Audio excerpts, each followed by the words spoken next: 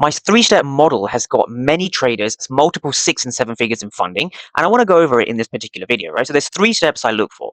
You're looking for a 15-minute fair value gap. Without this, you have no idea where to trade. You're looking for a lower time frame entry into this fair value gap. We're going to go over a 5-minute setup. And then you want to see aggressive buyers fail at a bearish POI, right? This is the order flow, and this is why 98.2% of traders fail because they have no idea who's in control between the buyers and the sellers. Let's break this down. Three-step strategy is to understand where your fair value gap is, and you always want to mark out the candle before the fair value gap, right? This is an order block or a POI or whatever you want to call it, right? I just call it a fair value gap for simplicity.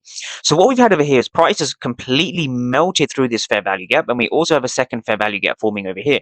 This is our POI. This is where we look for trades, right? And step 3 is looking for price and the aggressive buyers in this area, right? So let's continue to play price on and see what we end up getting.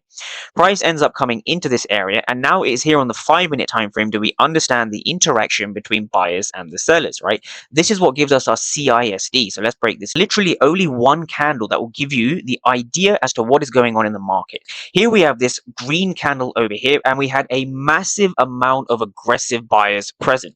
We had a lot of buyers over here. We had 112 sellers and 1,000 buyers. This 1K represents 1,000 buyers. Here we had 189 for 1,000. So we can see in these prices over here, 60.47 down to 60.41, there's a lot of aggressive buyers, but they fail to break this level, right? Instead, we see aggressive sellers begin to kick in this area. We also see a lot of aggressive buyers over here, 595 for 0 sellers. So when we go back to the regular candlestick chart, what we can understand is that this particular region over here, this region, and also this region had a lot of aggressive buyers that were trying to drive price higher.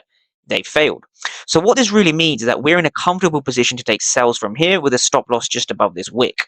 And now from here on the 5-minute time frame, where do we look to target? So if the first target will be the fair value gaps over here.